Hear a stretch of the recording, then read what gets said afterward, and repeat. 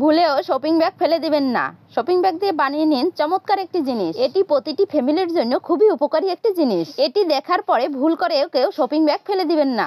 এর জন্য আমি এখানে কয়েকটি শপিং ব্যাগ নিয়েছি। শপিং ব্যাগের সাইড থেকে কেটে নিলাম। এরপর আমি 1.5 ইঞ্চি পরিমাণে এখানে কেটে নিয়েছি। এই একই মাপে আমি আরো একটি শপিং ব্যাগের টুকরোকে কেটে নেব। টুকরোটির 2 সাইড কেটে মাঝখান থেকে কেটে নিলাম। এবার এই লাল টুকরোটিকে আমি ভাঁজ করে নেব। এখানে আমি 5টি ভাগে ভাঁজ করে নিয়েছি।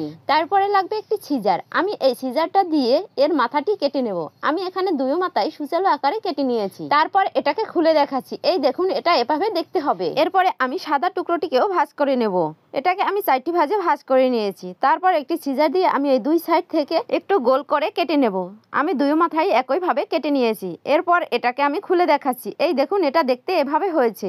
এরপরে আমি একটি নিয়েছি সুই সুতো। প্রথমে আমি এই লাল টুকরোটিকে কাঁটা সেলাইয়ের মতো সেলাই করে নেব। তারপরে এই সাদা টুকরোটিকেও। বন্ধুরা, আমার এই ভিডিওটি কে কোথা থেকে দেখছেন অবশ্যই কমেন্ট করে জানাবেন, যাতে আমি আপনাদেরকে ধন্যবাদ জানাতে পারি। এরপর আমি সুতা ধরে টান দিয়ে হাত দিয়ে এভাবে মোড়াতে থাকবো, তাহলে একটা ফুলের আকার তৈরি হয়ে যাবে। এরপরে আমি একটি শপিং ব্যাগ দিয়ে পাতা কেটে নিয়েছি। এটাকেও ভরে তারপর এটাকে সেলাই দিয়ে আটকে নেব। যারা আমার আগের ভিডিওতে কমেন্ট করেছেন তাদেরকে অসংখ্য অসংখ্য ধন্যবাদ। এই দেখুন, শপিং ব্যাগ দিয়ে কত সুন্দর একটি ফুল তৈরি হয়েছে। এটি আপনি চুলের খোপায় ব্যবহার করলে আপনার সৌন্দর্য অনেক বৃদ্ধি পাবে।